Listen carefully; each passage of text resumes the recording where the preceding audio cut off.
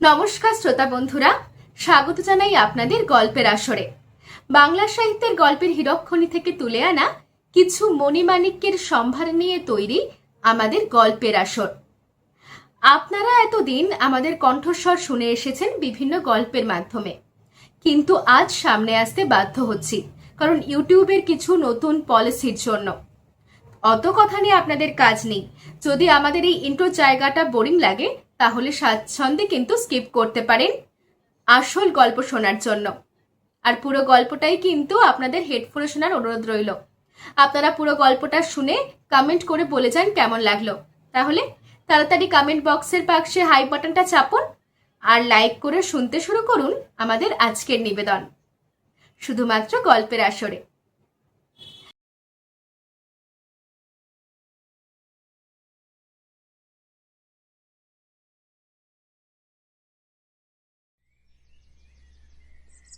ব্যোমকেশ আজ সকালেই কোথায় যেন একটা বেরিয়ে গিয়েছে।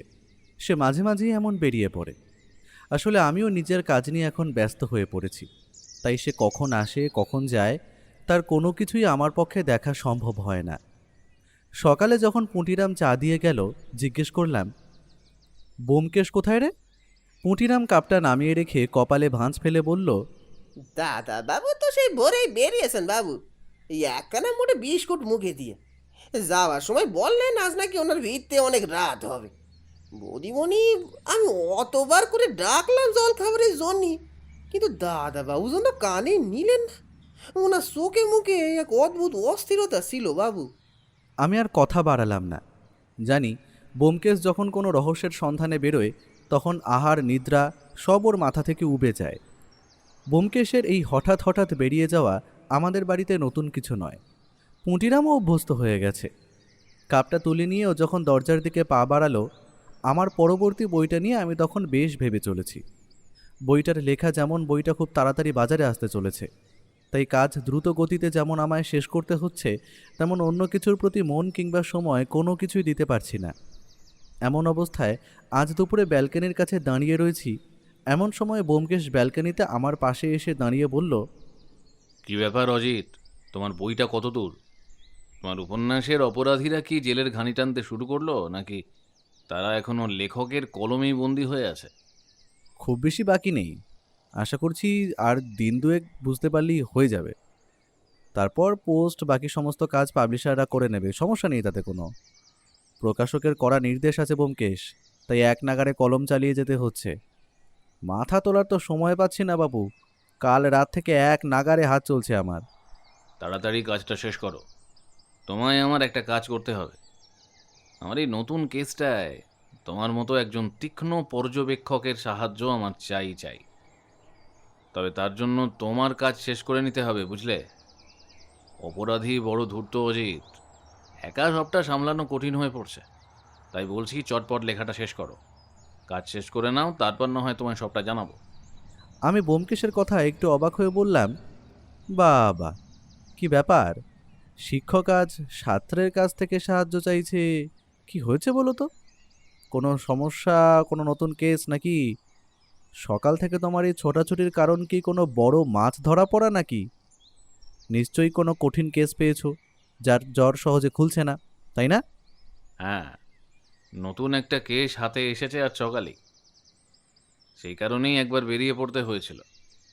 তবে তোমায় এখন কেসটা নিয়ে মাথা ঘামাতে হবে না। তুমি আগে কাজ শেষ করো, না হলে তোমারই সমস্যা হবে, বুঝলে? লেখাটা শেষের দিকে রয়েছে। এখন এই সমস্ত মাথায় ঢুকলে ব্যাপারটা গুলিয়ে ফেলবে। তুমি বরং তোমার কাজ শেষ করে নিয়ে তারপর আমায় জানাও। এই দুদিন আমি নিজের মতো করে কাজ করে নিচ্ছি। আমি চাই না আমার রহস্যের জালে জড়িয়ে তোমার উপন্যাসের ছন্দ নষ্ট হোক। একটু আভাস তো দাও আমায়, আসলে ব্যাপারটা কি? অন্তত নামটা তো বলো, যাতে আমি একটু ভাবতে পারি। ব্যোমকেশ ব্যালকনিতে দাঁড়িয়েই একটা সিগারেট ধরানো, তারপর ধোঁয়া ছাড়তে ছাড়তে সামনের দিকে তাকিয়ে বলল,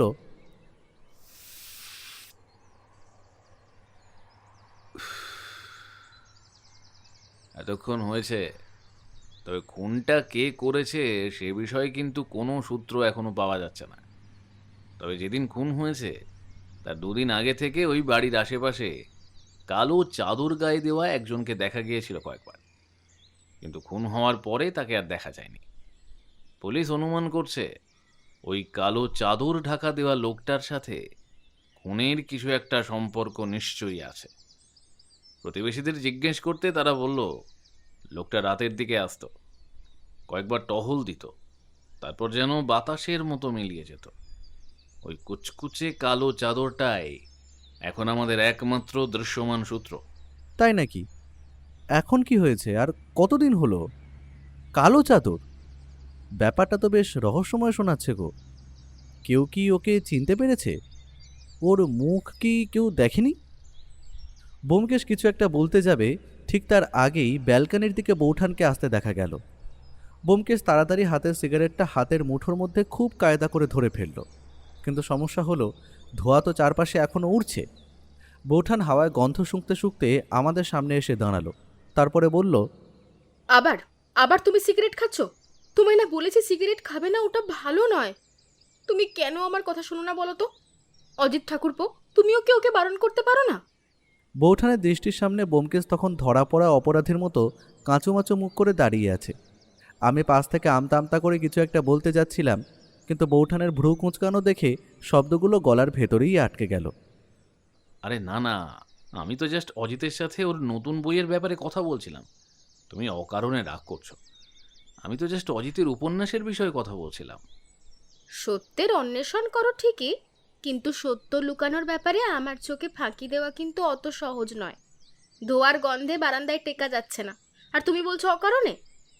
হাতটা দেখি, মুঠো করে রেলিংয়ের ওপাশে সরিয়ে রেখেছো কেন? দেখাও দেখি, হাতটা দেখি। আমার মনে হলো ব্যোমকেশ ব্যালকনির দেওয়ালের দিকে হেলান দিয়ে খুব সন্তর্পণে হাতটা ব্যালকনির বাইরে নিয়ে সিগারেটটা নিচের দিকে ফেলে দিল। তারপর বৌঠানের দিকে তাকিয়ে কিছু একটা বলতে যাবে, এমন সময় নিচ থেকে পুঁটিরামের চিৎকার শুনতে পেয়ে আমরা নিচের দিকে তাকিয়ে দেখি ব্যালকনির নিচেই দাঁড়িয়ে এদিক ওদিক তাকাচ্ছে আর চিৎকার করছে।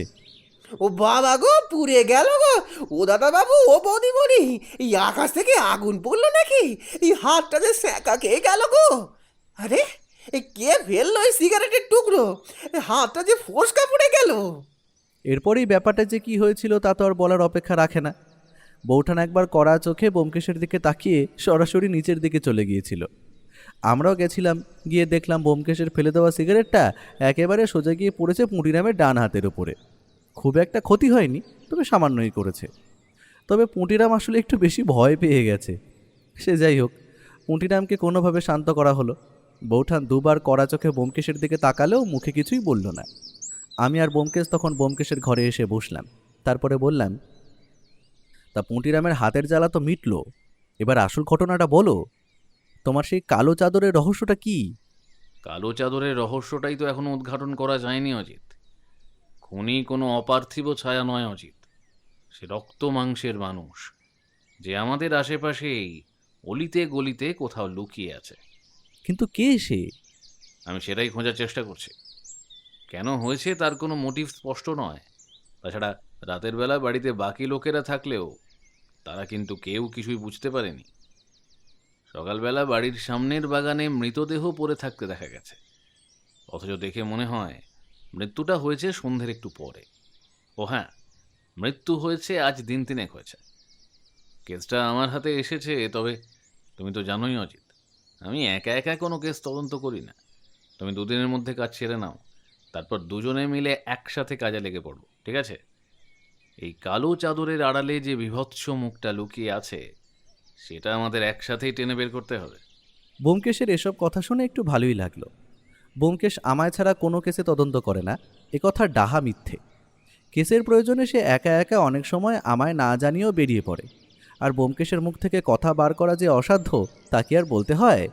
কিন্তু তবুও আমি জানি ব্যোমকেশ প্রতিটা সময় যতটা সম্ভব সে আমায় তার পাশে রাখে, তাই বড় ভালো লাগলো। আমি বললাম, ঠিক আছে, দুটো দিন যাক, পরশুদিন থেকে না হয় আমি তোমার সাথেই থাকছি। যাই, কাজটা যত তাড়াতাড়ি সম্ভব এগিয়ে রাখি। এলাম গো। আমার কাজ শেষ হতে কিন্তু দুদিন লাগলো না, লেগে গেল প্রায় 3-4 দিন। এই কয়েকটা দিন ব্যোমকেশকে খুব অস্থির দেখেছি। সারাক্ষণ ড্রয়িং রুমে বসে ডায়েরিতে কী যেন নোট করত। বৌঠান খাবারের জন্য বারবার ডেকেও কোনো সাড়া পেত না। তবে এই সমস্ত কিছু শেষ করার পরে যখন ব্যোমকেশকে গিয়ে সে কথা জানালাম, তখন ব্যোমকেশ খুশি হয়েই বলল, বাহ, চলো তাহলে একবার মার্ডার স্পটটা তোমাকে দেখিয়ে নিয়ে আসি। আর কয়েকটা ব্যাপার তোমার সাথে আলোচনা করতে হবে। তোমার সেটা দেখা দরকার, বুঝলে? চলো চলো, বেরিয়ে পড়া যাক। ট্যাক্সি নিচেই তৈরি আছে, সময় নষ্ট করা আর ঠিক হবে না। ব্যোমকেশের সাথে রাস্তায় আস্তে আস্তে আগের সমস্ত বিষয় আমি শুনে ফেললাম। যিনি মারা গেছেন তার নাম জয়ন্ত কুমার সাহা। ভদ্রলোককে তার বাড়ির বাগানের মধ্যে মৃত অবস্থায় পাওয়া গেছে। এই সমস্ত কিছুতে একমাত্র সূত্র রয়েছে যে ছুরি দিয়ে খুন করা হয়েছে, সেই ছুরি পাওয়া গেছে মৃতদেহের পাশেই। ছুরিতে হাতের ছাপ রয়েছে, অথচ সে হাতের ছাপের সাথে ওই বাড়ির কারোর হাতের ছাপ মিলছে না। অর্থাৎ বাড়ির কেউ এই কাজটা করেনি। ও বাড়িতে জয়ন্তবাবুর স্ত্রী আর তার মেয়ে রয়েছে। তারাও সকলে এক বাক্যেই বলছে সেদিন রাতে যে কি হয়েছিল তার কোনো কিছুই ওরা জানে না। আসলে রাতে খাওয়া দাওয়ার পর একটু বাড়ির বাগানে হাঁটাচলা করার অভ্যেস জয়ন্তবাবুর আগে থেকেই ছিল। খাওয়া দাওয়া সেরে ওরা তাই নিজেদের মতো দোতলার ঘরে ঘুমোতে চলে যায়। জয়ন্তবাবু ইচ্ছে করেই নিচের তলায় থাকতেন, যাতে যখন ইচ্ছে তিনি বাইরে বেরোতে পারেন, কারণ তার একটু অনিদ্রা রোগ ছিল। মাঝে মাঝে রাতে ঘুম হতো না, তাই তার বাইরে যাওয়ার ব্যাপারটা নিয়ে সবাই খুব একটা চিন্তিত নয়। কিন্তু পরদিন সকালে যখন তার মৃতদেহ বাড়ির বাগানের মধ্যে পাওয়া যায়, তখন সবাই একটু আতঙ্কিত হয়ে পড়ে। হ্যাঁ, শীঘ্রই পুলিশকে অবশ্যই খবর দেওয়া হয়। পুলিশ যতক্ষণে এসে পৌঁছয় ততক্ষণে ব্যোমকেশ ব্যাপারটা জানতে পেরে গেছে। তবে জয়ন্তবাবুর যে তেমন কোনো শত্রু নেই সে ব্যাপারটা তার স্ত্রী এবং মেয়ে জানিয়েছে। জয়ন্তবাবুর ইদানিং কেমন কোনো কার্যকলাপের ব্যাপারও জানতে পারেনি, যাতে তাকে খুন হতে হয়। তবে ওই কালো চাদর ঢাকা দিয়ে একটা লোকের কথা কিন্তু অনেকেই বলেছে। আমরা যখন জয়ন্ত কুমার সাহার বাড়িতে গিয়ে পৌঁছলাম তখন বেশ বেলা হয়ে এসেছে। ব্যোমকেশ বোধহয় আগে থেকে জানিয়ে দিয়েছিল আমরা আসব, তাই বাড়িতে দরজা ধাক্কা দিতে এক ভদ্রমহিলা এসে দরজা খুলে দিয়ে ব্যোমকেশকে দেখে বলল, ব্যোমকেশবাবু, আপনি আর কিছু জানতে পারলেন? আমি আপনার তদন্তের উপর অত্যন্ত ভরসা করি, আর আমার বিশ্বাস এই খুনের কিনারা যদি কেউ করতে পারে তবে সেটা আপনি। আমার তো যা সর্বনাশ হওয়ার তা তো হয়ে গেছে। এখন খুনি শাস্তি পেলে মনের জ্বালাটা একটু জোড়ায়। কিভাবে যে বাকি জীবনটা কাটাবো কে জানে। আমার ছোট্ট মেয়েটা সারাক্ষণ বাবার কথা জিজ্ঞাসা করে। ব্যোমকেশবাবু, আমি ওকে কি উত্তর দেবো একটু বলতে পারেন? ও তো বিশ্বাসই করতে পারছে না যে ওর বাবা আর কোনোদিন ফিরেই আসবে না। কথাটা বলেই ভদ্রমহিলা খানিক ডুকরে কেঁদে উঠলেন। ওনার কষ্ট বোঝার হয়তো ক্ষমতা আমার বা ব্যোমকেশ কারোরই নেই। আমার একটু মনে মনে মায়াই হচ্ছিল, তবে ব্যোমকেশকে দেখলাম ওনাকে সান্ত্বনা দেওয়ার জন্য বলল, আপনি নিজেকে সামলান চারুকলা দেবী।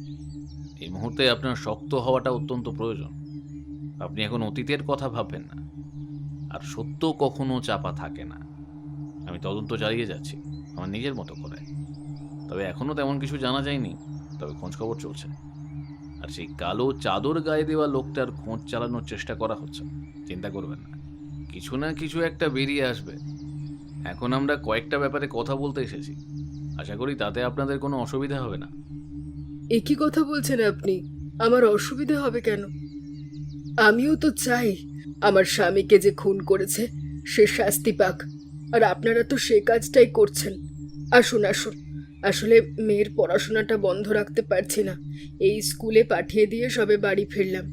বুঝতেই পারছেন তো, একা হাতে আমার এখন সবই সামলাতে হচ্ছে। ঘরটা বড্ড ফাঁকা ফাঁকা লাগে ব্যোমকেশবাবু। যেখানে বসে উনি খবরের কাগজ পড়তেন সেই চেয়ারটার দিকে তাকালে বারবার ওর কথা মনে পড়ে যায়। শান্ত হন, আপনি এভাবে ভেঙে পড়বেন না। আপনি যদি এভাবে ভেঙে পড়েন তাহলে আমাদের সহযোগিতা করবেন কিভাবে? শোকের মুহূর্তে ভেঙে পড়লে আসল খুনি কিন্তু আড়ালেই থেকে যাবে। আপনাকে লড়তে হবে। ভদ্রমহিলা কিন্তু আমাদের জন্য চা করে নিয়ে এলেন। তারপর চায়ের কাপে চুমুক দিতে দিতে তিনি আগে বললেন, বলুন ব্যোমকেশবাবু, আপনি নতুন করে কি আর কিছু জানতে চান? আমি যা জানতাম তার সবটাই তো আপনাকে খুলে বলেছি। এরপর আপনি যেটা জিজ্ঞাসা করবেন তার সঠিক উত্তর যদি আমার জানা থাকে তবে আমি সেটা অবশ্যই আপনাদেরকে বলবো। পুলিশ তো বারবার একই কথা জিজ্ঞেস করে গেল, আমি কি আর নতুন কিছু বলতে পারবো? তবু আপনারা একবার চেষ্টা করে দেখুন। আপনি নিশ্চয়ই খুলে বলেছেন, তবে আরও একবার শুনলে আমার কাজ করতে সুবিধে হবে। তাতে তো আপনার কোনো সমস্যা নেই। আপনার এখন মন ঠিক নেই। মনের ভুলে অনেক সময় ছোট ছোট তথ্য এড়িয়ে যায়, সেগুলোই আমি খতিয়ে দেখতে চাই। চারুকলা দেবী মাথা নাড়িয়ে সম্মতি জানালেন।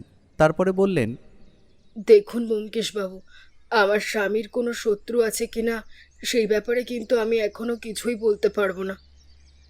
তার যদি কোনো শত্রু থেকেও থাকে তাহলেও সে ব্যাপারে আমি কিচ্ছু জানি না। আসলে উনি নিজের কাজকর্ম সমস্ত কিছু নিয়ে একটু একাই থাকতে ভালোবাসতেন, তাই এসব ব্যাপারে আমার সাথে তার খুব একটা কথা তো হতো না। যেদিন রাতে তিনি মারা যান সেদিন রাতেও খাওয়া দাওয়ার পর উনি নিজের মতোই নিজের ঘরে গিয়েছিলেন। পরে কখন যে উঠে বাইরে গেছেন আমি তাও বুঝতে পারিনি। পরদিন সকালে দরজা খোলা দেখতে পেয়ে কেমন যেন আমার খটকা লাগে। আর তারপর তো আপনার স্বামী মারা গেছেন সেটা বেশ কয়েকদিন হয়ে গেছে। আশা করি পুলিশের যা জানার দরকার তারা জানতে পেরেছে। মৃতদেহ দাহ করাও হয়ে গেছে। এখানে আপনাকে একটা নতুন প্রশ্ন আমি করতে চাই, সেটা হলো এই যে এই কদিনে আপনার বাড়ির ওপর কেউ নজর রেখে চলেছে, কিংবা আপনি যখন বাইরে যাচ্ছেন আপনাকে কেউ অনুসরণ করছে, এমনটা আপনার মনে হয়েছে? কোনো অপরিচিত লোক বা কোনো সন্দেহজনক আনাগোনা কি চোখে পড়েছে? ব্যোমকেশের এমন একটা কথায় চারুকলা দেবী কেমন যেন অবাক হলেন। তারপরে একটু ভেবে নিয়ে বললেন, না ব্যোমকেশবাবু, তেমন কিছু তো আমার মনে পড়ছে না। বাড়ির ওপরে আবার কেউ নজর রাখতে কেন যাবে? আমরা তো কখনো কারোর কোনো ক্ষতি করিনি। তবে আমাদের ওপর কারোর কিসের আক্রোশ থাকতে পারে? ভয় পাবেন না চারুকলা দেবী। সত্য গোপন রাখলে বিপদ আরও বাড়ে। আমরা সবসময় আপনার ওপর নজর রাখছি। আচ্ছা, আপনি কি কোনো কালো চাদর পরা লোককে আজ আশেপাশে দেখেছেন? না, আসলে আমি তো কাউকেই দেখিনি। তবে আশেপাশের প্রতিবেশীরা বলছে তারা নাকি জয়ন্ত যেদিন খুন হলো তার আগের দিন অবধি দেখেছে লোকটাকে, কিন্তু ও মারা যাওয়ার দিন থেকে আর দেখা যায়নি। কালো চাদরে ঢাকা লোকটা কিন্তু আপনার বাড়ির উপরেই নজর রেখেছিল। সে যদি আপনার স্বামীর উপর নজর রাখত, তাহলে সে যখন বাড়ির বাইরে যেত তখনও তার উপর নজর রেখে চলত। তাহলে আপনার স্বামী অন্তত কিছু আপনাকে বলতো, কিংবা অন্য কাউকে তো বলতে যেটা বলেনি। আমাদের তো কোনো বিশাল গুপ্তধন নেই, আর শত্রুতা যদি জয়ন্তর সাথেই ছিল তবে আমার আর আমার মেয়ের পিছু কেন নেবে কেউ? আমি তো সাধারণ এক গৃহবধূ, আমি তো কারোর কোনো ক্ষতি করিনি। সে যাই হোক, কিন্তু সেই বাড়ির উপরে নজর রেখে চলেছে, আর এই কারণেই কথাটা আমি জিজ্ঞাসা করলাম আপনার কাছে। আপনার কি মনে হয়েছে এখনো সেই কাজটা কেউ করছে? একটু ভেবে দেখুন চারুকলা দেবী। চারুকলা দেবী এবার যেন বেশ কিছুক্ষণ ভাবলেন। তারপরে বললেন, আসলে ব্যোমকেশবাবু, রাতের বেলা বাড়ির বাইরে যদি কেউ নজর রেখেও চলে তাহলেও সে ব্যাপারে আমি তেমন কিছু বলতে পারবো না, কারণ মেয়েকে আমি তাড়াতাড়ি ঘুম পাড়িয়ে দিই। দরজা সমস্ত কিছুই তো ভেতর থেকে বন্ধ থাকে, এমন অবস্থায় জানালাগুলোও বন্ধ থাকে, তাই কাউকে দেখার কোনো রকম সুযোগও তো আমার কাছে নেই। এখন তো আরো ভয়ে দরজা জানলা সব বন্ধ করে রাখি। অর্থাৎ যদি কেউ নজর রেখেও চলে, সে ব্যাপারটা আপনি নিজে বুঝতে পারবেন না। একটা কথা বলুন, আপনার স্বামী মানে জয়ন্তবাবুর কাছে এমন কিছু ছিল যেটা বেশ দামি, কিংবা এমন কিছু যার সাথে একটা রহস্য জড়িয়ে থাকতে পারে? কোনো গোপন নথি বা অতি মূল্যবান কোনো কিছু? ঠিক বলতে পারছি না, তবে কেমন জানি মনে হয় তার কাছে কিছু একটা ছিল। সম্প্রতি মাসখানেক আগে হবে উনি অনেক টাকা খরচ করে কিছু একটা কিনেছিলেন। আমার কিছুটা বলেছিলেন, তবে জিনিসটা আমি দেখিনি, আর সেটা কি ব্যাপারে আমার জানা নেই। উনি শুধু বলেছিলেন যে, চারু, দুর্দিনের জন্য একটা বড় ভরসা জোগাড় করেছি, কিন্তু সেই জিনিসটা কি তা আমায় বলেনি। আপনার স্বামীর ঘরে কিংবা অন্য কোথাও সেটা কি থাকতে পারে? আলমারি বা সিন্দুক কি খুব ভালো করে দেখা হয়েছে? চারুকলা দেবী মাথা নাড়িয়ে বোঝালেন তিনি এ ব্যাপারে কিছু জানেন না। আমি এতক্ষণ ধরে চুপ করে ওদের কথা শুনে চলেছিলাম। এবারে বললাম, আচ্ছা ব্যোমকেশ, তুমি যে জিনিসটার কথা বলছো সেটা কি, আর উনিও তো কিছু একটা কথাই বলছেন, সেটা কি না জানা থাকলে তো সেটা খুঁজে বের করা যাবে না। অন্ধকারে হাতরে তো লাভ নেই, অন্তত একটা বর্ণনা না পেলে কি খুঁজবে? আমি শুধু ভাবছি সেটা আসলে কি হতে পারে। হয়তো কোনো ব্লুপ্রিন্ট, কিংবা কোনো অমূল্য প্রত্নতাত্ত্বিক বস্তু যা ওই কালো চাদরের লোকটাকে প্রলুব্ধ করেছে। তার জন্য জয়ন্তবাবুর ব্যবসা জায়গাটা তো দেখতে হবে। তার সাথে কার কার পরিচয় রয়েছে, এমনকি এ ব্যাপারে অন্য কেউ জানে নাকি? ব্যোমকেশবাবু, ব্যবসার কাজে উনি ঠিক কার সাথে লেনদেন করতেন সবটা আমাকে ভেঙে বলতেন না। তবে মাসখানেক ধরে দেখতাম উনি খুব অস্থির। মাঝরাতে প্রায় ফোন আসতো, আর সেই কথাবার্তাও হতো বেশ দীর্ঘক্ষণ ধরে। অস্থিরতার কোনো বিশেষ কারণ কি আপনি ধরতে পেরেছিলেন? কোনো দেনা পাওনা বা কারোর সাথে শত্রুতা? না অজিতবাবু, উনি শুধু বলতেন, চারু, একটা বড় সুযোগ সামনে এসেছে, একবার সফল হলে আমাদের ভাগ্য খুলে যাবে। এর বেশি কিছু জিজ্ঞাসা করলে আমাকে এড়িয়ে যেতেন। এর মধ্যে যদি কখনো আপনার মনে হয় আপনার বাড়ির ওপর কিংবা আপনাদের ওপর কেউ নজরে রাখার চেষ্টা করছে, সাথে সাথে আপনি পুলিশকে কিংবা আমায় জানাবেন। এই ব্যাপারটা কিন্তু একটুও গাফিলতি করবেন না, তাতে আপনাদেরও বিপদ হতে পারে। চারুকলা দেবীর মুখে ভয়ের ছাপ ফুটে উঠল। তিনি একটু শাড়ির আঁচলটা মুখ মুছে হেসে বললেন, আমার আর কিছুই তো রইল না ব্যোমকেশবাবু, নেহাত মেয়েটা রয়েছে তাই। তা আপনার মেয়ে কেমন আছে এখন? ও কি কারোর সাথে কথা বলছে? মেয়েটা একদম স্তম্ভিত হয়ে গেছে অজিতবাবু। সারাক্ষণ জানলার পাশে বসে বাইরে চেয়ে থাকে। ওর ভয়ার্ত চোখ দুটোর দিকে তাকাতে পারি না একদম। ভ্রান্ত চিন্তা ভাবনাকে মাথায় প্রবেশ করতে দেবেন না আপনি। আপনি শক্ত হয়ে থাকুন, সমস্যাটা ঠিক সমাধান হয়ে যাবে। আপনি শক্ত হয়ে না থাকলে কিন্তু আপনার স্বামীর খুনিকে খুঁজে বার করা যাবে না। পুলিশকে জানানো কি ঠিক হবে ব্যোমকেশবাবু? আমার তো ভয় হয়, তারা যদি আবার ফিরে আসে। যারা ওনার ওপর নজর রাখছিল, তারা কি আমার আর আমার মেয়ের কোনো ক্ষতি করবে? এখন আমরা উঠি। তেমন কোনো সমস্যা হলে আপনি টেলিফোন করে নেবেন। আচ্ছা, চলি চারুকলা দেবী। আসুন ব্যোমকেশবাবু, পরের বার যখন আসবেন তখন কিছু একটা ভালো খবর নিয়ে আসবেন কিন্তু। আচ্ছা ব্যোমকেশবাবু, খুনিটা কি আমাদের পরিচিত কেউ বলেই মনে হয় আপনার, নাকি কোনো ভাড়াটে লোক? এখনই কিছু বলা যাচ্ছে না, তবে জাল গুটিয়ে আনছি। ভালো থাকবেন। বেরিয়ে এসে রাস্তায় নামতেই আমি ব্যোমকেশকে উদ্দেশ্য করে বললাম, হ্যাঁ গো, এ তো বালির মধ্যে সুচ খোঁজার মতো অবস্থা। এত বড় শহরে এত লোকজনের মধ্যে একটা কালো চাদর ব্যবহার করা মানুষকে আমরা খুঁজে পাবো কি করে? আমাদের কাছে তো কোনো সূত্রও নেই। স্রেফ একটা কালো চাদরকে সম্বল করে এগোবো কি করে? সে যদি গা ঢাকা দিয়ে থাকতে চায় তাহলে তাকে খুঁজে বার করা সম্ভব নয়, কিন্তু সে যদি বাইরে বেরিয়ে আসে তাহলে খুঁজে বার করতেই হবে। শহরটা কত বড় ব্যোমকেশ, কত অলিগলি, সেখানে একজন ছায়াময় মানুষকে এইভাবে কতক্ষণ ধাওয়া করা যায়? অজিত, মনে রাখবে, কালো চাদরটা শুধু একটা পোশাক নয়, ওটা একটা মুখোশ। আর মুখোশ যারা পরে তারা আমাদের খুব পরিচিত কেউ হয়। এই তুমি মনে মনে কি ভেবেছো বলো তো? নিশ্চয়ই কোনো না কোনো পরিকল্পনা তুমি করেই রেখেছো। তোমার এই রহস্যময় চাহনি বলে দিচ্ছে তুমি ইতিমধ্যে কোনো না কোনো কুলকিনারা তো পেয়েই গেছো। আমি তোমার জন্য অপেক্ষা করছি। আসলে জয়ন্তবাবুর সাথে তার ব্যবসার কাজে আরও যে কয়েকজন ছিল তাদের সাথে আমি একবার কথা বলে দেখেছি। জয়ন্তবাবু মানুষটা খুব একটা খারাপ নন। ব্যবসার কাজে মাঝে মাঝে হাত নোংরা করতে হয়, কিন্তু যেভাবে হলেও এমন একজন মানুষ যে হাত নোংরা করলেও খুব একটা খারাপ নন, সে কথা তার ব্যবসার এলাকায় এমনকি আশেপাশের কয়েকজনের কাছ থেকে জানা গেছে। আর সব থেকে বড় যেটা, সেটা হলো জয়ন্তবাবু নাকি বেশ সাহায্যকারী ছিলেন। কারোর কোনো সমস্যা হলেই জয়ন্তবাবু আগে এগিয়ে যেতেন। কিন্তু এমন একটা মানুষের শত্রু হলো কি করে? আমারও সেই একটাই প্রশ্ন অজিত। যিনি অন্যের বিপদে ঢাল হয়ে দাঁড়াতেন, তার নিজের বিপদকালে কেউ পাশে ছিল না কেন? ব্যবসার পার্টনাররা কি সবাই ওনার ওপর খুশি ছিল? কারোর সাথে কি ইদানিং কোনো মনোমালিন্য হয়েছিল? ব্যবসায়িক ঈর্ষা অনেক সময় খুনের মোটিভ হয়ে দাঁড়ায় কিন্তু। আমি কয়েকজনের সাথে কথা বলেছি। একজন তো বলেই দিল জয়ন্তবাবু নাকি ওনার ব্যবসায়িক নীতি নিয়ে খুব কড়াকড়ি করতেন। এটা অনেকেরই অপছন্দের ছিল। ব্যবসায়িক ঈর্ষা বড় বিষম বস্তু অজিত। তুমি ভুলে যাচ্ছ নাকি হে, যে মানুষ যত ভালো তার শত্রু হওয়ার সম্ভাবনা তত বেশি? কিন্তু তাহলে জয়ন্তবাবুকে যে খুন করলো, সে কি ওই লোকটাই যে কালো চাদর গায়ে দিয়ে ঘুরছিল? ব্যবসায়িক ঈর্ষা থেকেও তো এমনটা হতে পারে। ভালো মানুষেরও তো অনেক সময় শত্রু থাকে যারা ওনার উন্নতি সহ্য করতে পারে না। এখানেই আসল সমস্যা।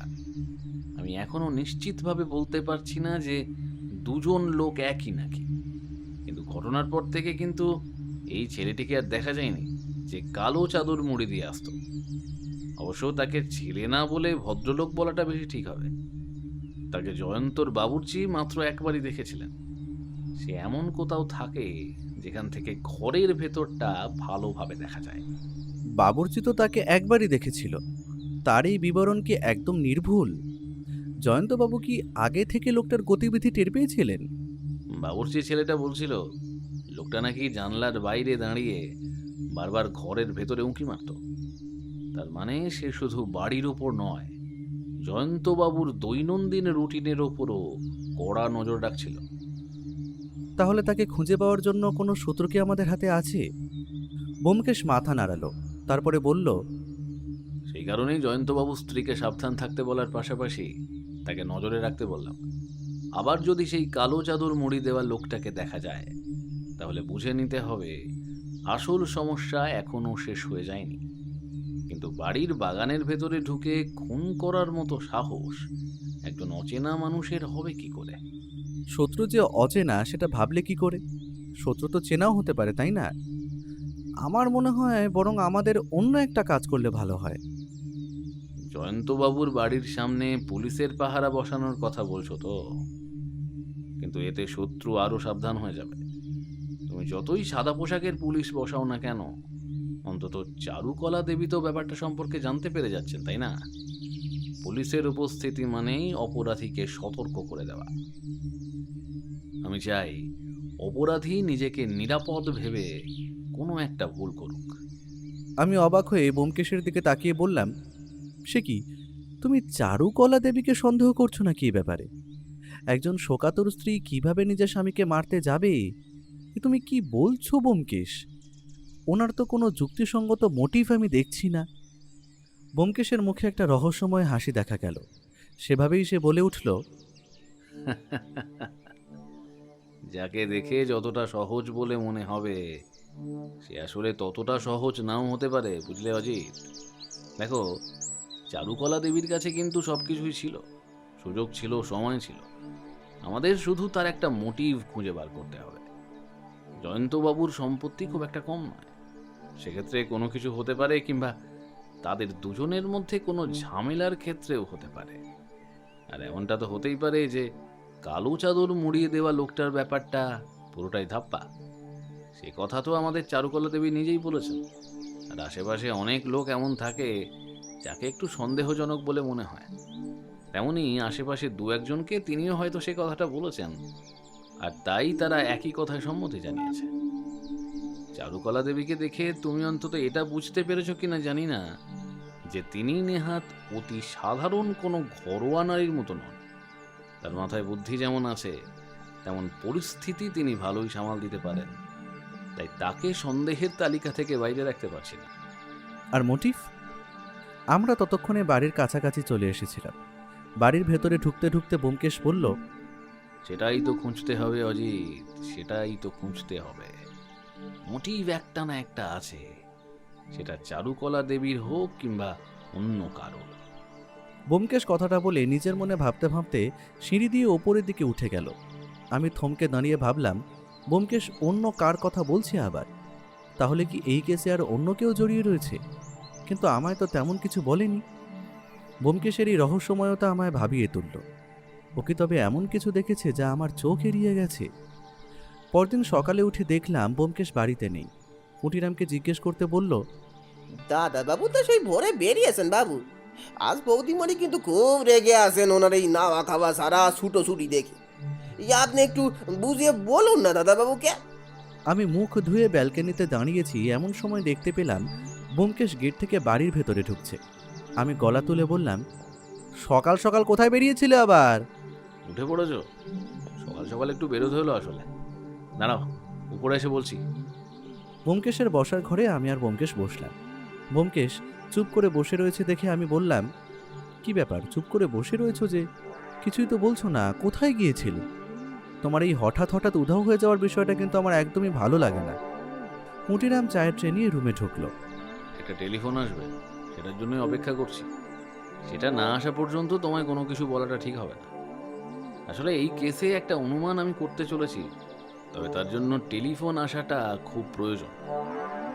আর টেলিফোনে আসা খবরের ওপর ভিত্তি করে আমার সাজানো ভাবনাটা দাঁড়াবে না মনে হয়।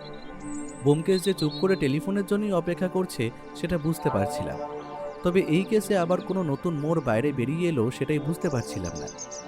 যাই হোক, যখন কথা বলবে না ভেবেছে তখন তার মুখ থেকে কথা বার করা যাবে না।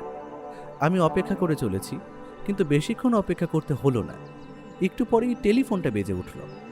ব্যোমকেশ চট করে উঠে গিয়ে টেলিফোনটা ধরতে অপর প্রান্ত থেকে বোধহয় কারোর গলা ভেসে এলো। আমি তার কিছুই শুনতে পেলাম না। কথা বলছে সেটা নিয়েও আমি খুব একটা ভাবতে চাইছিলাম না, কারণ এসব শুনে বাইরের দিকে চলে যাচ্ছি দেখে ব্যোমকেশ হাত তুলে আমায় থামতে বলল। আমি আবার নিজের চেয়ারে বসে পড়লাম।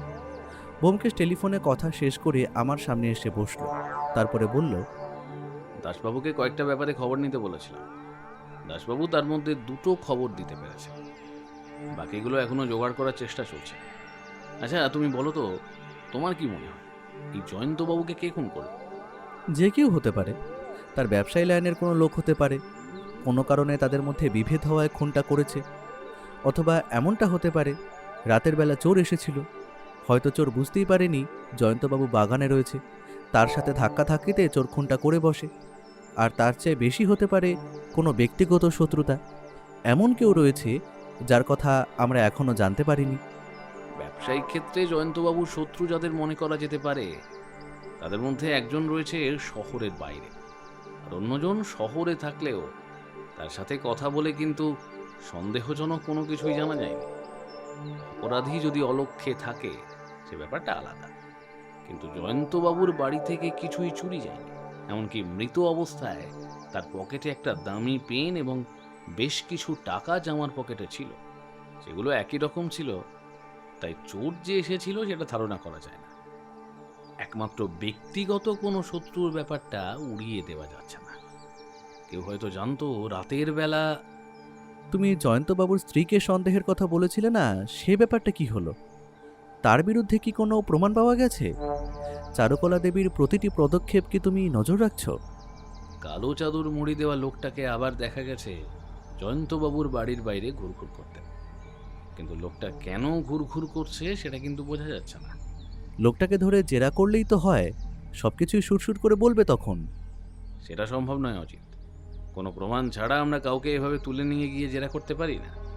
আইন সবার জন্য সমান অজিত, শুধু সন্দেহের বশে কাউকে আটকে রাখা যায় না।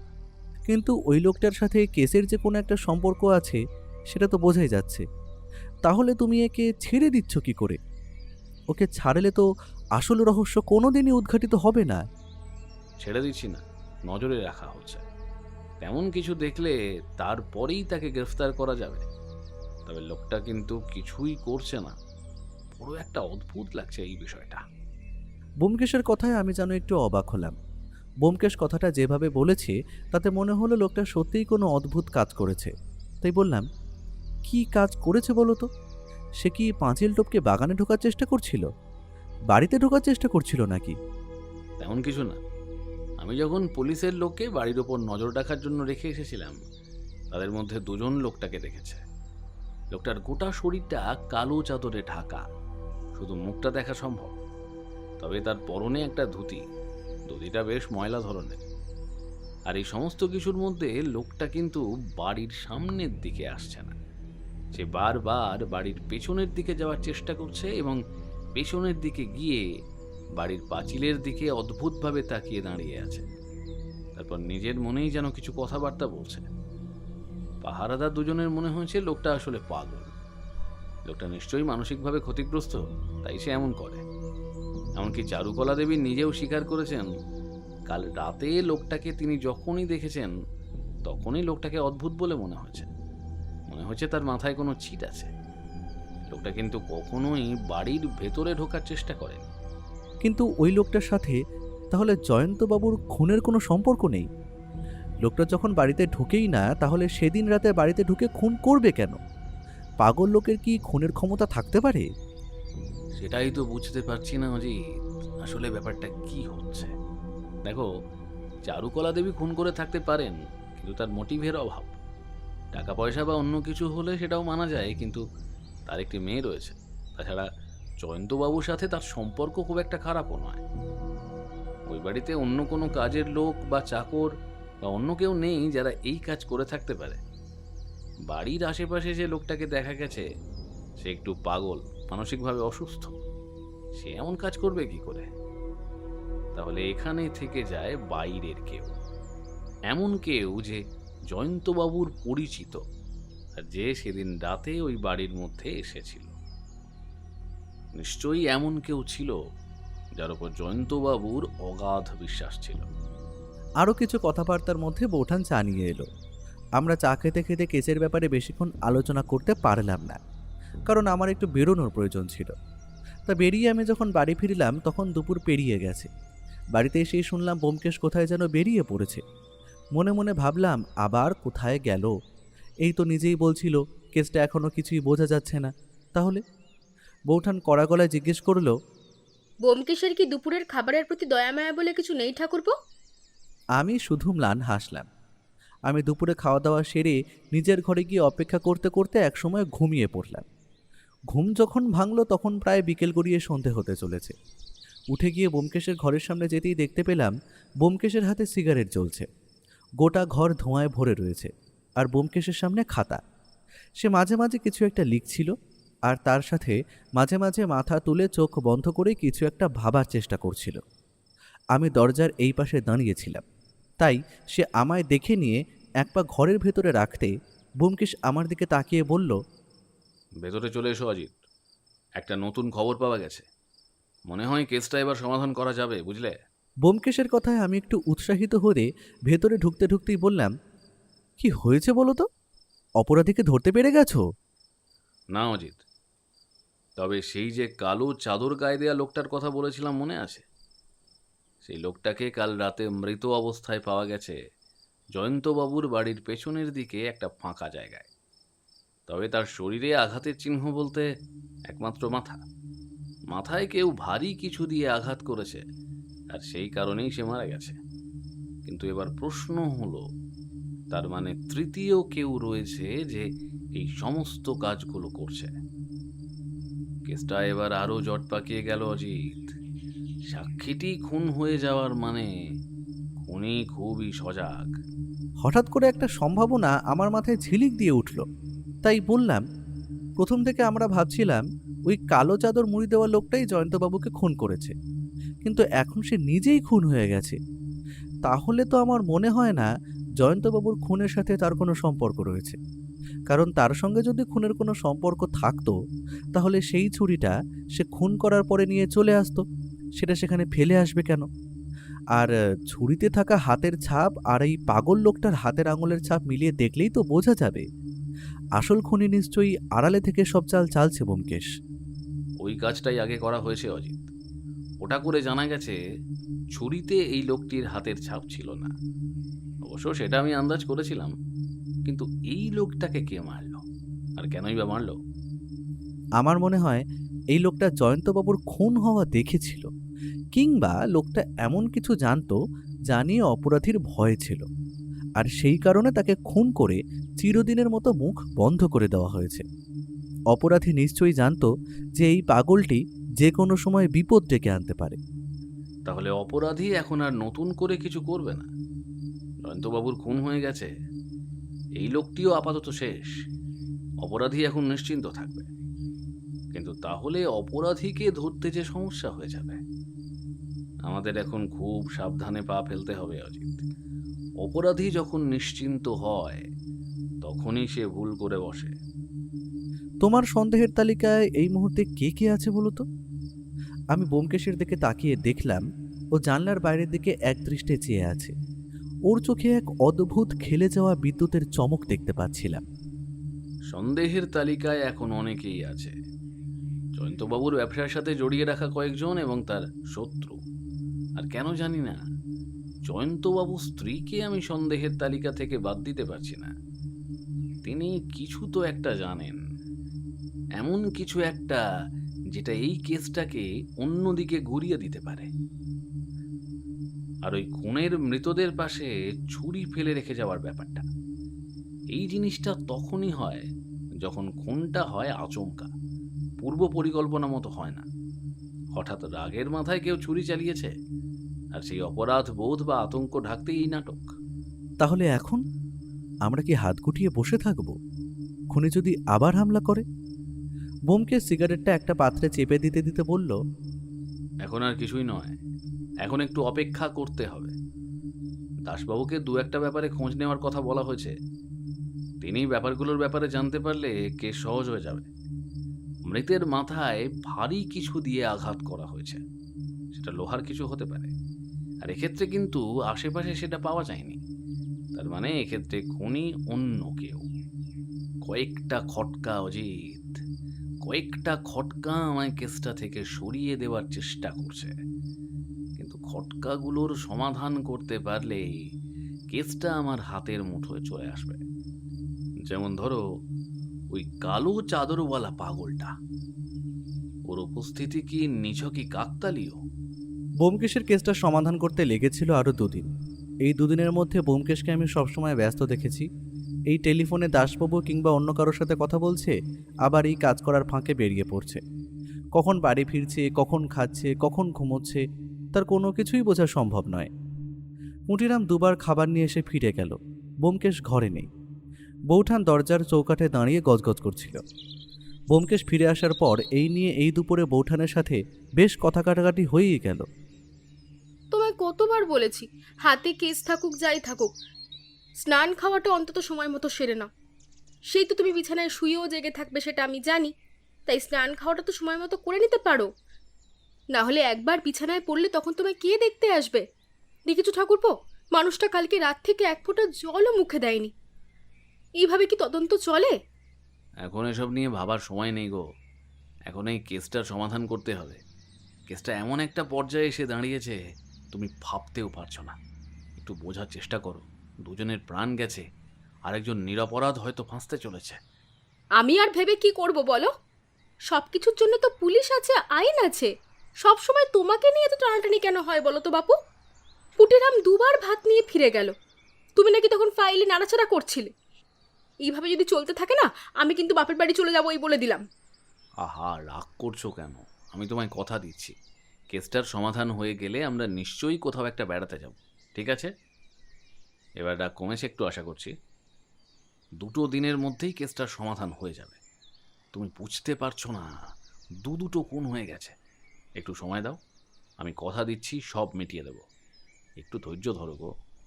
মানুষের জীবনের চেয়ে বড় কিছুই হতে পারে না। আমি শুধু সত্যের মুখটা উন্মোচন করতে চাইছি। বোমকেশের শেষের কথায় বৌঠানের রাগ বোধ একটু পড়ে এলো। খাবার দিতে দিতে তবু একটু কড়া গলাতেই বৌঠান বলল, সে কথা আমি অনেক শুনেছি, আর এই কথা যে তোমার শুধু মুখেরই কথা সেটা আমি জানি। আজ পর্যন্ত কি এমন কিছু হয়েছে?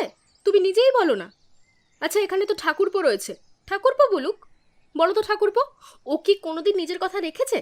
ঠাকুরপো তুমিই বলো, তোমার বন্ধু কি কোনোদিনও আমাদের নিয়ে গঙ্গার ওপার ছাড়া আর কোথাও গেছে? গত বছরও তো পুরী যাওয়ার কথা বলে সেই মক্কেলের বাড়ি গিয়ে বসে রইল। আমি এ কথার কোনো উত্তর করলাম না, কারণ এই সময় কথা বলতে যাওয়াটা বোকামি। আমি চুপচাপ নিজের মতো খেতে লাগলাম। এদিকে বোমকেশ আর বৌঠানের মধ্যে বেশ খানিকক্ষণ কথাবার্তা চলতে লাগলো। শেষে বোমকেশ বলল, আচ্ছা, এই কেসটা শেষ হোক, তারপর তোমায় নিয়ে আমরা একবার কোথাও থেকে ঘুরে আসব। অজিতের সামনে তোমায় আমি কথা দিলাম, এবার আর কথার খেলাপ হবে না। তুমি বরং সুটকেসটা গুছিয়েই রাখো। এই কেসের ঝামেলাটা মিটলে আমরা কোথা থেকে একটা ঘুরে আসব। বোমকেশের কথার যে দাম আছে সেটা বৌঠান নিজেও জানে, তাই এরপরে আর কিছুই না বলতে পেরে রাগে গজগজ করতে লাগলো। বোমকেশ কিন্তু সেদিকে তেমন পাত্তা দিল না। নিজের মতো খাওয়া সেরে নিয়ে নিজের ঘরে গিয়ে ঢুকলো। একটু পরে আমিও সেখানে গেলাম। একটু অপেক্ষা করার পর নেহাত মজার ছলেই বলে উঠলাম, তাহলে বোমকেশ, কেসের সমাধান এখনো পর্যন্ত হয়নি, তাই তো? হয়নি, তবে আশা করছি খুব শিগগিরই হয়ে যাবে। আর সেটা একদিনের মধ্যেও হয়ে যেতে পারে। রাতের অন্ধকার কাটলে যেমন আলো আসে, ঠিক তেমনই কিছু প্রমাণের অপেক্ষায় আমি আছি। আমি বোমকেশের এমন একটা কথায় অবাক হলাম। বললাম, সে কি কথা, তুমি এখনো ধরতেই পারোনি অপরাধীকে? তাহলে একদিনের মধ্যে সমাধান হবে কিভাবে? তোমার আত্মবিশ্বাস দেখে তো অবাক হচ্ছে বোমকেশ। তবে কি খুনি আমাদের আশেপাশেই আছে? বোমকেশ মাথা নাড়িয়ে সম্মতি জানালো, কিন্তু নতুন করে আর কিছুই বলল না। আমিও আর এ বিষয়ে কিছুই প্রশ্ন করলাম না। ব্যোমকেশ আমায় নিজেই বলল আজকে রাতটা অবধি অপেক্ষা করতে, তারপর কাল সকালে সে আমার সমস্যাটা খুলে বলবে। আমিও অপেক্ষা করলাম, তবে রাতের বেলা যে ব্যোমকেশ নিজে বেরিয়ে পড়বে সেটা বুঝতে পারিনি। খবরটা পেলাম পরদিন সকালে, তাড়াতাড়ি উঠে ব্যোমকেশের ঘরে এসে। বৌঠান বলল, কেন ঠাকুরপো, তুমি জানো না সে তো কাল রাতেই বেরিয়ে পড়েছে। বলছিল আজ রাতটা তাকে বাইরেই থাকতে হবে, সকাল সকালই ফিরে আসবে। আসার তো সময়ও হয়ে গেল। মানুষটার শরীরটা যে কী ধাতু দিয়ে তৈরি আমি জানি না বাপু, এক ফোঁটা চা না খেয়ে কাল রাতে বেরিয়ে পড়েছে। আমি মনে মনে এবার একটু ক্ষুব্ধ হলাম। ব্যোমকেশ যখন রাতে বেরিয়ে পড়বে তখন সে কথা আমায় বলল না কেন? তাহলে কি এমন কোনো একটা কাজ এসে গেছে যেখানে আমি গেলে তাকে সমস্যায় পড়তে হতো? এমনটা হতেই পারে, কিন্তু মনে মনে একটা কৌতূহল অনুভব করতে লাগলাম, তাহলে কি ব্যোমকেশ আজই দুপুরের দিকে ধরে ফেলবে আসল খুনিকে? আর যদি সেটাই হয় তাহলে অপরাধীটা কে? ব্যোমকেশ যা সন্দেহ করেছে তাই কি? ব্যোমকেশ ফিরে এলো একটু দুপুরের দিকে। তার মুখে তখন যেন যুদ্ধ জয়ের মতো একটা রহস্যময় হাসি। আমাদের অপেক্ষা করতে বলে প্রথমে বাথরুমে চলে গেল। ভালো করে স্নান সেরে জামাকাপড় বদলে একেবারে দুপুরের খাওয়া দাওয়া সেরে আমরা যখন ব্যোমকেশের ঘরে বসলাম, তখন দেখি বৌঠানও সেখানে এসে হাজির। বৌঠানের এই একটা নতুন স্বভাব হয়েছে। কেসের সমাধান হয়ে যাওয়ার পরে বৌঠান সেই গোটা ব্যাপারটা ব্যোমকেশের কাছ থেকে শুনে নেয়। মাঝে মাঝে আমিও তার সাথে থাকি। মাঝে মাঝে সম্ভব না হলে ব্যোমকেশের কাছ থেকে সে অন্য কোনো সময় ব্যাপারটা শুনে নেয়। সেটা আমায় ব্যোমকেশ এসে বলেছে, আর তাতে একটা জিনিস ভালো। সে যাই হোক, আমরা সবে খাওয়া দাওয়া সেরে উঠেছিলাম বলেই হয়তো আর চায়ের পাটটা হলো না। ব্যোমকেশ এসে একটা সিগারেট ধরিয়ে নিজের মতোই টেনে চলেছিল জানলার ধারে দাঁড়িয়ে। কারণটা আমি বুঝতে পারছিলাম না, কিন্তু পরে যখন বৌঠান সে দরজা দিয়ে ঢুকতে গেল তখন দরজাটা সামান্য ঠেলে ঢুকতে হলো। আসলে ইচ্ছে করেই দরজাটা ভেজিয়ে রেখেছিল, আর সেই সময়টুকুতে জানলার কাছে রাখা টেবিলের নিচে সিগারেটটা ঢুকিয়ে দিল। তারপর এমনভাবে বিছানা থেকে একটা খাতা তুলে নিয়ে চেয়ারে এসে বসলো যেন কোনো একটা কাজে টেবিলের কাছে গিয়েছিল। বৌঠান কিন্তু ঘরে ঢুকে নিজের চেয়ারে বসে কিছুক্ষণ বাতাসে গন্ধ শুঁকে বলে উঠল, আবার আবার তুমি সিগারেট খাচ্ছ? আমি কি গন্ধ বুঝতে পারি না ভেবেছ? সারাটা ঘর ধোঁয়ায় ভর্তি হয়ে আছে। সকাল থেকে রাত পর্যন্ত তোমার শুধু এই বিষ গেলা ছাড়া আর কোনো কিছু খেতে ইচ্ছে করে না, তাই না? ঘরটা একেবারে ধোঁয়ায় অন্ধকার হয়ে আছে। হ্যাঁ গো অজিত ঠাকুরপো, তুমিও কি কিছু বলছো না ওকে? কোথায় কোথায়? না না, আমি তো সিগারেট খাইনি। তুমি বোধহয় বাইরে থেকে কোনো গন্ধ পাচ্ছিলে। কই, আমি তো কোনো গন্ধ পাচ্ছি না। এই অজিত, তুমি কোনো গন্ধ পাচ্ছ? আমি জানি মাঝে মাঝে নীরবতা পালন না করাই শ্রেয়, তাই আমি বলে উঠলাম, আমি ঠিক বুঝতে পারছি না ব্যোমকেশ। আসলে কাল থেকে আমার সামান্য ঠান্ডা লেগে আছে, বুঝলে? নাকে সর্দি হয়েছে গো বৌঠান, কোনো গন্ধই বুঝতে পারছি না। বৌঠান আমার দিকে একবার তাকিয়ে তারপর নিজের চেয়ারে বসে পড়ল। তারপর ব্যোমকেশের দিকে তাকিয়ে বলল, আচ্ছা এবার বলো তো, এই কেসটা কিভাবে সমাধান করলে? তুমি যে বলছিলে আজকের মধ্যেই সব জানতে পেরে যাবে। হ্যাঁ, আমি জানতে পেরেছি। এই কেসটা সমাধান হয়ে গেছে, আর তার জন্য আমায় কাল রাতে বেরোতে হয়েছিল। তুমি ভাবতে পারবে না কেসটা কোন দিকে গিয়েছিল। সত্যান্বেষণ সবসময় সোজা পথে চলে না, বুঝলে? আঁকা বাঁকা পথেও হাঁটতে হয়। ব্যোমকেশের কথায় আমি আর বৌঠান দুজনেই অবাক হয়ে তাকিয়ে রইলাম। ব্যোমকেশ কেমন যেন চুপ করে বসে রইল। তারপরে বলল, মৃতদেহ যেদিন আমি প্রথম দেখেছিলাম, একটা ব্যাপার লক্ষ্য করেছিলাম। বাড়িতে ঢোকার যে বাইরের গেট রয়েছে, সেই গেটটা বেশ ছোট। সেই গেট পেরিয়ে যে কেউ লাফ দিয়ে ভেতরে ঢুকে যেতে পারে। বাড়ির পেছনের দিকের পাঁচিলটাও খুব একটা বড় নয়। সেই পাঁচিলের উপরে ছোট ছোট কাচের টুকরো বসানো আছে, মানে তৈরি করা হয়েছে এমনভাবে যাতে পেছনের দিক থেকে কেউ বাড়িতে ঢুকতে না পারে, অথচ সামনের দিক থেকে খুব সহজেই বাড়িতে ঢোকা যায়। একটু ভালো করে লক্ষ্য করলে আরো বোঝা যাবে পেছনের দিকের পাঁচিলটা কিন্তু বেশ পুরনো, সামনের দিকেরটা নতুন, অর্থাৎ এটা পরে তৈরি করা হয়েছে। এই সব কিছুই আমায় প্রথমে কেমন যেন মনে করিয়ে দিয়েছিল কেসটার মধ্যে অদ্ভুত কিছু একটা রয়েছে। জয়ন্তবাবুর মৃতদেহ পাওয়া গেছে বাড়ির বাগানে, অথচ রাতের বেলা কেউ কোনো চিৎকার শুনতে পায়নি। অথচ জয়ন্তবাবুর মৃত্যু হয়েছে ছুরির আঘাতে। একজন কেউ ছুরি দিয়ে কাউকে খুন করবে, অথচ সেটা কেউ জানবে না, এটা কেমন করে হয়? অন্তত কেউ না কেউ তো চিৎকার শুনতে পেত, যেখানে আশেপাশে সব জায়গাতেই বাড়িঘর রয়েছে। তারপরই আসে সেই কালো চাদরে জড়িয়ে থাকা লোকটা। আমার মনে হয় সেই লোকটাই বোধহয় এসবের পেছনে রয়েছে। কিন্তু ওই লোকটা যদি খুনি হবে, তবে চাদরটা পরে ঘুরে বেড়াবে কেন? আসলে ওটা তো স্রেফ দৃষ্টি আকর্ষণ করার উপায়। সেই কালো চাদর ঝরানো লোকটা যদি এসবের পিছনে না থাকে, তাহলে তার খুন হলো কেন? ওকে কেন পৃথিবী থেকে সরিয়ে দেওয়া হলো? জয়ন্তবাবুর খুন করেছিলেন আসলে তার পাশের বাড়ির ভদ্রলোক সদাশিব বিশ্বাস।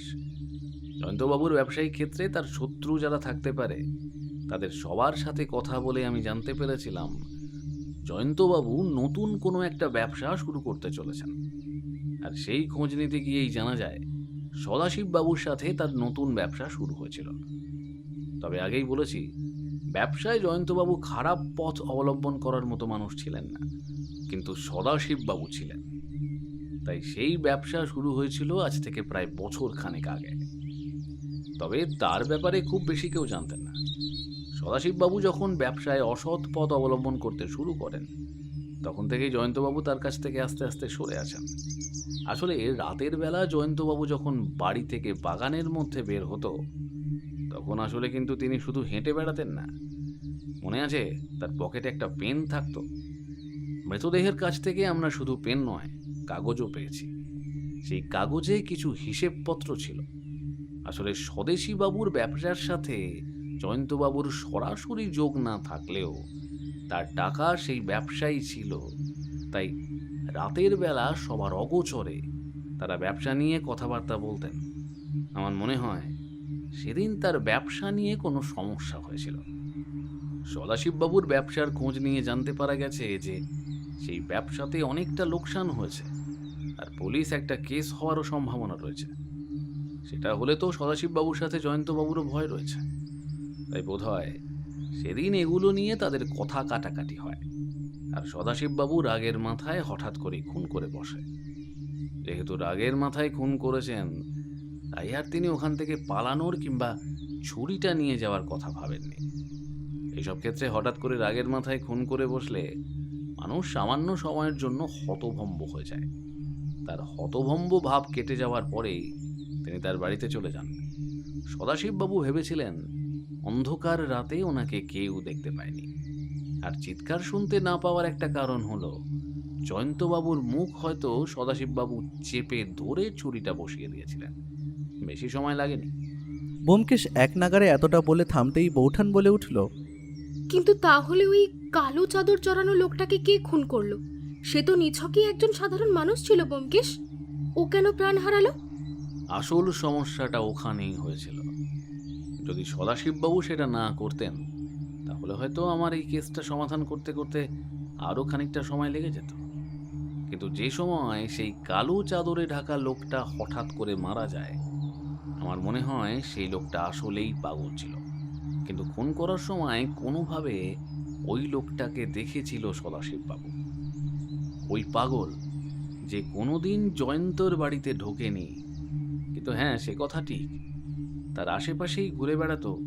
সেদিন হয়তো খুন করে পালাবার সময় সদাশিববাবুর সাথে দেখা হয়ে যায় ওই কালো চাদরে জড়িয়ে থাকা পাগলের সাথে। আর সেই কারণে সদাশিববাবু বোধহয় ভয় পেয়ে যান। যদিও তখনই কিছু করার চেষ্টা তিনি করেননি, তবে পরে যখন আমরা কেসটা নিয়ে তদন্ত করতে শুরু করি, তখন তিনি ভয় পেয়ে যান। তাই সেদিন বাড়ির পেছনের দিকে গাছের তলায় ওই পাগলের মৃতদেহ পাওয়া যায়, তার মাথায় আঘাত লাগা অবস্থায়। কাজটা সদাশিববাবু করেছিলেন। পাগলটা ওনার খুনের একমাত্র চাক্ষুষ সাক্ষী ছিল অজিত। কিন্তু কাল রাতে তাহলে তুমি কি করছিলে? ব্যোমকেশ এবার হেসে উঠল। তার মুখে একটা সময় হাসে, ঠিক কেসের সমাধানের সময় যখন এমন একটা কিছু তার মুখ থেকে বেরিয়ে আসবে যেটা ধারণা করার মতো নয়, তখন তার মুখে আবার একটা হাসি দেখা যায়। আমি আর বৌঠান অবাক হয়ে ব্যোমকেশের দিকে তাকিয়ে থাকতে ব্যোমকেশ বলে ওঠে, সদাশিববাবু ওই পাগলের মাথায় আঘাত করে সেখান থেকে চলে এসেছিলেন। সে যে মারা গেছে সে কথাটা তিনি পরে জানতে পেরেছিলেন পুলিশের কাছ থেকে। তবে মৃতদেহ কিন্তু তিনি দেখতে পেয়েছিলেন কিনা সে ব্যাপারে আমি ঠিক বলতে পারবো না। তবে আমার মনে হয় সদাশিববাবু সে সম্পর্কে কোথাও একটা দম নিয়েছিলেন। তার মনে হয়েছিল এই সমস্ত কিছুর মধ্যে কোনো একটা কেরামতি রয়েছে, কিংবা তিনি যখন ওই পাগলকে আঘাত করেছিলেন তখনও বোধহয় তার মধ্যে জীবন অবশিষ্ট ছিল। বিভিন্ন কারণ হতে পারে, সেসব নিয়ে আমার প্রয়োজনীয়তা ছিল না। আমি একটা ছোট্ট কাজ করছিলাম, ঠিক সেই পাগলটার মতো একটা কালো চাদর মুড়ি দিয়ে সদাশিব বাবুর বাড়ির আশেপাশে ঘোরাঘুরি করছিলাম কাল রাতে, আর তাতেই কাজটা হয়ে গেছে। তুমি কেন এই কালো চাদরওয়ালা পাগল সেজেছিলে? কারণ ছিল অজিত, কারণ ছিল। বাকি প্রমাণ তো আমাদের কাছে ছিলই। আর সকালে তাকে তুলে নিয়ে গিয়ে সামান্য জেরা করতে বাকি সমস্তটাই তিনি স্বীকার করে ফেলেন, এবং এটাও বলেন যে তিনি খুনটা রাগের মাথায় করে বসেছেন। খুন করার কোনো ইচ্ছা তার ছিল না। আসলে ব্যবসাপত্র নিয়ে জয়ন্তবাবু তাকে পুলিশে ফাঁসিয়ে দেওয়ার ভয় দেখিয়েছিলেন। পুলিশ কেস একটা হয়েছিল সেটা ঠিক, কিন্তু এই সমস্ত কেস থেকে বাইরে বেরিয়ে আসা যায়। কিন্তু জয়ন্তবাবুর কাছে যে সমস্ত তথ্য ছিল সেগুলো দিলে সদাশিববাবুকে আর বাইরে বেরিয়ে আসতে হতো না। সেই কারণে সদাশিববাবু এই কাজটা করেন। তবে এখন তার শাস্তি হবে। আর সকালেই আমি জয়ন্তবাবুর স্ত্রীর সাথে কথা বলে এসেছি। সত্যি বলতে একটা সময় আমি নিজেও তাকেই সন্দেহ করছিলাম, কারণ সমস্ত সুযোগ সুবিধার মোটিভ সব কিছুই তার দিকে ছিল। আর যাই হোক, এখন সবটা ভালোই ভালোই মিটে গেছে। সদাশিববাবুকে দুটো খুনের জন্য যথাযথ শাস্তি দেওয়া হবে। তুমি কিন্তু বলেছিলে এই কেসটা শেষ হয়ে গেলে আমরা কোথাও একটা বেড়াতে যাব। এবার কিন্তু তোমার কথা থেকে সরে গেলে চলবে না। ঠাকুরপো, তুমি কিন্তু সাক্ষী থাকলে ও যেন এবার আর কথার খেলাপ না করে। না না, আমি আমার কথা থেকে সরবো কেন? তাহলে ঠিক করো অজিত, কোথায় যাওয়া যায়? কোথাও থেকে ঘুরে আসি, দার্জিলিং নাকি পুরী? তুমি বলো অজিত। আমি কোনো কথা বললাম না, কারণ জানতাম এই পর্যন্তই, এরপরে আর কোনো কিছু হবে না। বৌঠানার দু একটা কথা বলে উঠে রান্নাঘরের দিকে যাওয়ার জন্য পা বাড়িয়েছে, ঠিক তখনই পুঁটিরাম এসে বলল, দাদা বাবু, এই আপনার সাথে একজন দেখা করতে এসেছে, ওপরে নিয়ে আসি। কে এসেছে? জানি না বৌদিমণি, ভদ্রলোক খুব অনুনয় বিনয় করছেন, তা ওনার বিপদের কথা জানানোর জন্যই আর কি। ব্যোমকেশ বোধহয় মনে মনে একটু খুশি হয়েছিল, তাই নিজের চেয়ার একটু ভালো করে বসতে বসতে বলল, তার বলতে পুঁটিরাম, যাও যাও, শিগগির নিয়ে এসো। অজিত, তুমিও তাহলে বসো, দেখা যাক নতুন কি জট আমাদের জন্য অপেক্ষা করছে। অগত্যা আমি বসে পড়লাম। পুঁটিরাম বেরিয়ে যাওয়ার পরে বৌঠান বলল, একটা কেস শেষ হতে না হতেই আরেকটা কেস এসে হাজির হয়। আমি বুঝতে পেরেছি আমাদের আর বেড়াতে যাওয়া হবে না। তোমার এই সত্যান্বেষণের নেশাই আমাদের কাল হলো ব্যোমকেশ। বলেই দুমদুম করে পা ফেলে রান্নাঘরের দিকে চলে গেল বৌঠান। ব্যোমকেশের মুখে একটা হাসি ফুটে উঠল, আর ঠিক তখনই দরজার পর্দা ঠেলে ভেতরে ঢুকে এলেন এক ভদ্রলোক। দুটো হাত তুলে নমস্কার করে বললেন, নমস্কার ব্যোমকেশবাবু, আমায় বাঁচান, আমি বড় বিপদে পড়ে, আমার সর্বনাশ হয়ে গেছে ব্যোমকেশবাবু, আমাকে চক্রান্ত করে ভাসানো হচ্ছে। আমি ভদ্রলোকের দিকে ভালো করে তাকালাম। তার গোটা মুখে একটা ভয়ের ছাপ, তার এক হাতে একটা লাঠি, মাথার মাঝখানে মস্ত টাক। তিনি ব্যোমকেশের ইশারায় সামনের চেয়ারে বসে লাঠিটা একপাশে রেখে আবার বলে উঠলেন, ব্যোমকেশবাবু, আমায় চক্রান্ত করে ফাঁসিয়ে দেওয়া হচ্ছে, আপনি আমায় বাঁচান, পুলিশ আমার বাড়িতে তল্লাশি চালাচ্ছে, আমি নির্দোষ। ব্যোমকেশ একটা সিগারেট ধরালো, তারপর দুবার ধোঁয়া ছেড়ে বলল, বেশ, সমস্যাটা আপনি খুলে বলুন আমায়, শুরু থেকে সবটা বলুন, কোনো কিছু গোপন করবেন না। ভদ্রলোক বলতে শুরু করলেন,